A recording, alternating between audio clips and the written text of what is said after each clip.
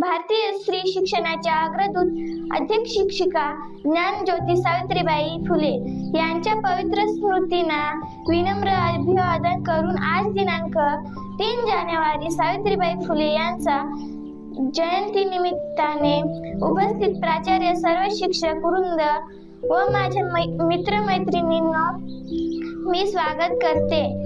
ज्यांची उपस्थिती वाढवते आजच्या कार्यक्रमाची शान, ज्यांची उपस्थिती वाढवते आजच्या कार्यक्रमाची शान.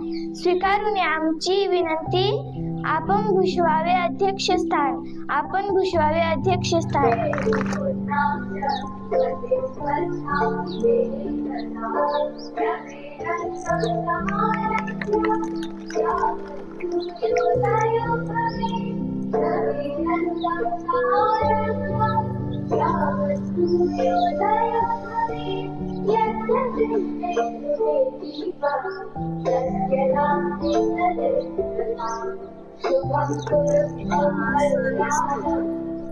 पुढील कार्यक्रमात काही मुलींनी भाषणे, कविता, परिसंवाद इत्यादी तयार केलेले आहेत, ते आपण क्रमवार घेऊ.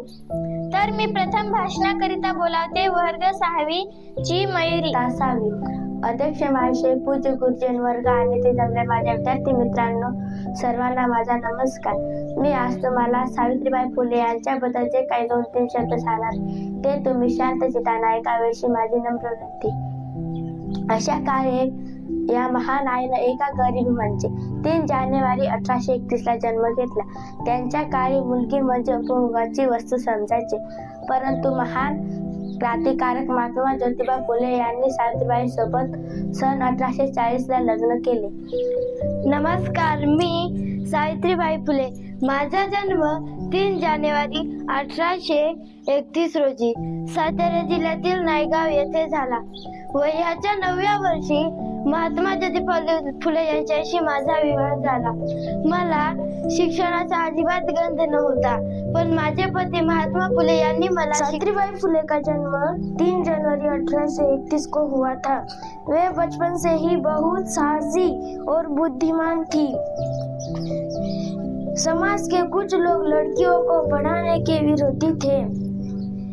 शुरू में इन लोगों ने सावित्रीबाई का वयाच्या 9व्या वर्षी महात्मा ज्योतिबा फुले यांच्याशी माझा विवाह झाला. मला शिक्षणाचा अजिबात गंध नव्हता, पण माझे पती महात्मा ज्योतिबा फुले यांनी मला शिकविले व घडविले.